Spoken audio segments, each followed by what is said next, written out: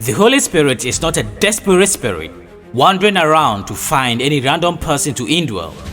It takes your hunger and your tenacity for Him to come to you. I have seen how many demonstrate passion and desire before they get a measure of Him. When the disciples needed Him, He did not come right away. They waited and prayed for days before His arrival. However, there was a man who was full of the Holy Spirit right from his mama's womb. He never prayed and never demonstrated hunger for this ancient spirit to reside in him. His influence, power, and status skyrocketed through the firmament, and Jesus even testified that among the people born of women, none has risen beyond the level of this man. He was so mighty and strong that before Jesus could start his ministry, he had to break ground for Jesus to operate. He went ahead of the Lord to bulldoze all mountains and made all crooked ways straight for the Messiah to have easy passage on the planet. As if that was not enough, if I should put it this way, He brought Jesus out of obscurity into the limelight. He caused all men to know Jesus as the Lamb of the living God, who has come to take away the sin of the world. We also know that He baptized the Messiah, and through His baptism, the heavens ripped open and the Holy Spirit descended on Jesus. We are told that the Holy Spirit conceived Jesus, but the Bible does not explicitly state that He was filled with the Holy Spirit right from birth until His baptism. This John the Baptist was phenomenal. He became conspicuous, powerful, and commanded much respect that day. Scholars in his days could not make up who he was.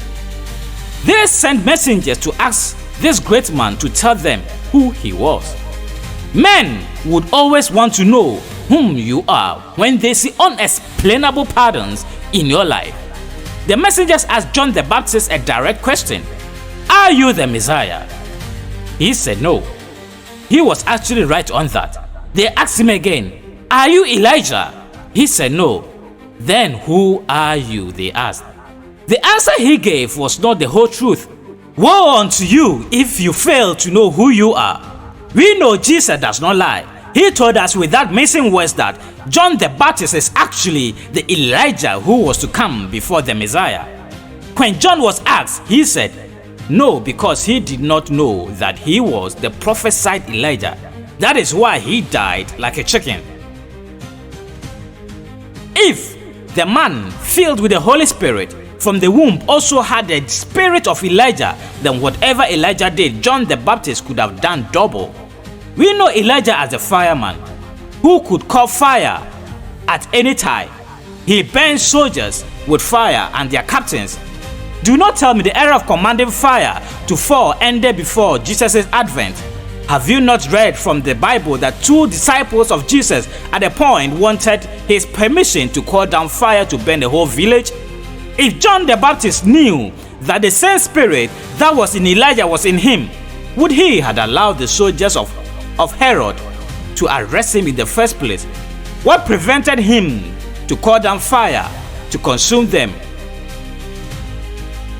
Because he did not know who he was, he watched them arrest him, kept him in prison, and cheaply took his head off his neck like a chicken. Where are the John the Baptists in our days? Do you really know who you are? Do you know you have the spirit of Elijah in you? As you keep breaking new ground, remember that the devil is monitoring you. The moment the devil will know that you do not know who you are, he would say, "Aha, this person does not know who he is." And he would bring you down immediately because of your ignorance. If you do not look for who you are through the volumes of the scriptures, life will kill you cheaply. I know we will meet again. I am sure you want to be fruitful. I am certain you desire to multiply. And I am confident you dream to dominate. My advice to you is know who you are.